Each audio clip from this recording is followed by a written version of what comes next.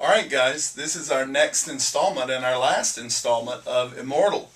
When we last met, the Queen had passed over. She's been carried away.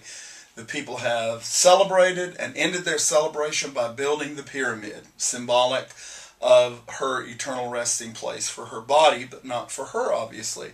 So the last movement starts with a little darkness, and this is the Queen's trial. She has to go to the underworld, and you'll literally see that happen. We have 8 great black spandex walls, and the Queen is thrown into the underworld, and you can see the souls of the dead trying to corrupt her and trying to fool her into making a misstep and not knowing the correct procedures in order to get out of the underworld.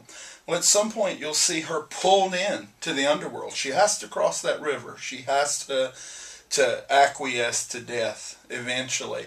And when she does, that's the moment that rebirth begins. You'll see an explosion of beautiful color. You'll see a flag with 3 Ankh symbols on it, which is the symbol of eternal life. And it just gets wonderful and passionate and has a great Egyptian and even Middle Eastern flair to it. Now eventually you will see the walls trail away and they'll become stationary, and right as we get to the end of the show you'll see a very mysterious figure all clad in white. Now you'll see the crown, you'll see the crook and the flail, which are the symbols of royalty in Egypt.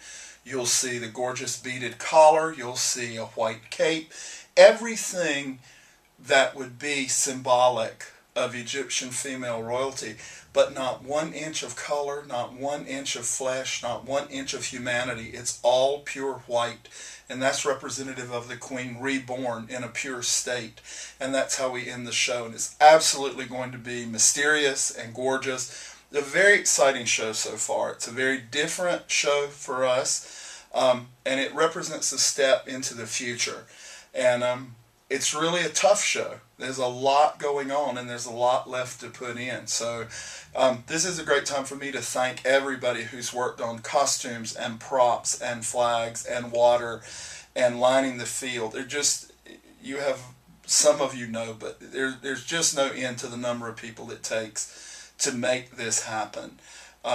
We laugh sometimes about only having a staff of 6 or 7, but we have a staff of hundreds when you count all the people who work so hard to make it happen. So look for the ending. The whole thing should really start to make sense in about 2 weeks. And again, thank you.